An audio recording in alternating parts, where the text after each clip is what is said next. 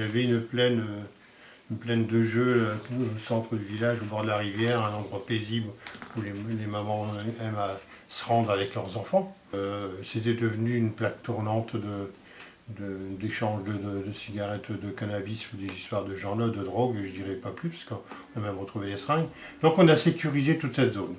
Donc les jeunes délinquants n'ont pas pu, ça a été terminé pour eux. C'était une zone où ils ne pouvaient plus aller, surtout en voiture. On avait planté des arbres tout autour, des haies, et puis voilà. Et c'est à partir de là que, puisqu'ils ne pouvaient plus aller là, ils se sont vengés un peu sur le reste de mobilier urbain de la ville.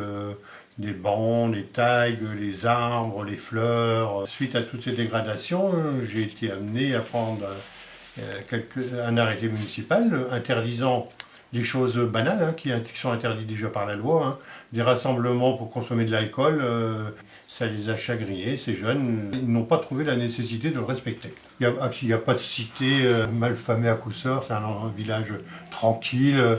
Des insultes de la part d'un petit caïd d'un peu moins de 18 ans vous sont alors directement adressées. Sale bâtard, je vais niquer ta mère, je vais te faire la peau. Il y a deux versions. Il y a la version, la sienne qui dit que c'est après la gifle, et puis moi qui dis que c'est avant la gifle.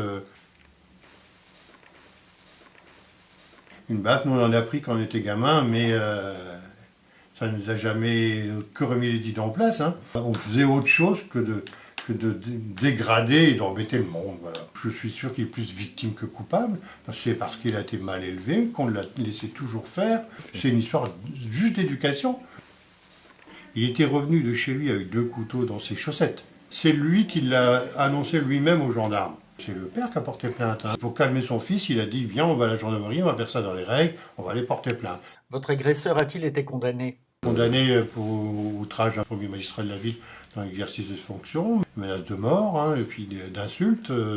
Malgré tout ça, c'est quand même moi le coupable. Et la sanction pour votre agresseur? On voulait qu'il y ait une punition. Bon, lui, il a été puni, il a eu une admonestation. Une admonestation, c'est le mot à la mode. C'est un vieux mot français, mais une admonestation. Ce qu'on voulait au sein du conseil municipal, suite à toutes les dégradations et les incivilités qui commençaient à prendre de l'importance dans le village, n'en déplaise à monsieur le procureur qui nous dit que Coussard c'est pas Montfermeil. Il a raison, c'est pas Montfermeil, mais faut que ça le devienne. Bon, c'est sûrement pas en donnant des baffes qu'on va résoudre des problèmes, on est bien d'accord, mais là, la petite goutte qui a fait déborder le vase.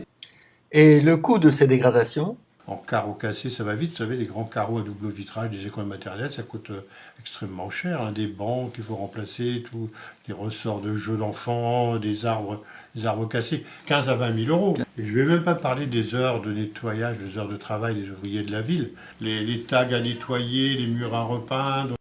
Le procureur vous a reproché de ne pas avoir constitué un conseil de sécurité et de prévention de la délinquance. Donc c'est une mise en œuvre de prévention et d'aide aux victimes. Alors c'est une procédure de rappel à l'ordre. Et je ne l'ai pas signée parce que j'ai trouvé qu'elle n'était pas applicable à un village comme le nôtre. En gros, je veux dire, on voit des incivilités ou des conflits de voisinage. Eh ben, on doit inviter les gens à venir en mairie et leur dire, ben ça monsieur, vous n'avez pas le droit de faire, ça vous avez le droit de faire. Donc là, il faut avoir un bagage un petit peu législatif et judiciaire, qu'on n'a pas forcément. On va s'amuser à sermonner le gamin devant ses parents. Est-ce que c'est vraiment le rôle du maire dans un petit village? Quand je fais venir 2 personnes là, ce sont 2 concitoyens avec qui je tutoie tous les jours, que je serre la main tous les jours. Je ne vais pas m'en mettre un radeau pour tenir avec l'autre. En plus, sans savoir si j'ai raison. Moi, je n'ai pas signé, je dis parce que c'est pas applicable, ce truc.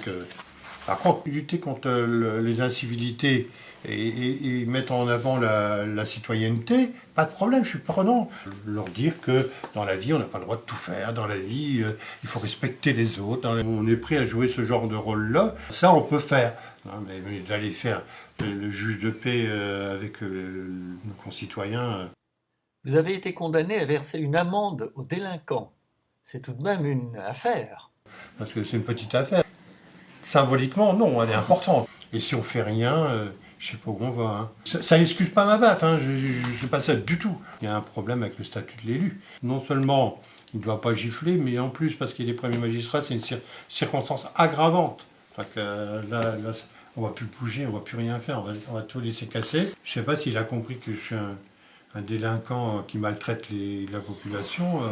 Il s'est trompé aussi là, parce que c'est pas moi. Moi, je n'ai jamais maltraité personne. Il n'a pas compris la situation. C'est pas ça du tout.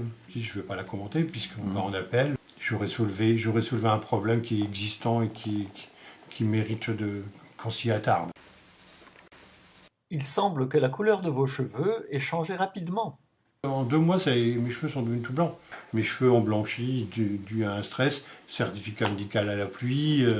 J'aurais peut-être blanchi en un mandat, c'est possible. Le gamin, quand il voit son papy à la télévision, il dit « Papy, t'es pas gentil de mettre tes baffes. » Voilà, il comprend pas, mais je voudrais pas non plus passer pour le père Fouettard, quoi. Enfin, c'est pas un hobby pour moi de torturer les enfants.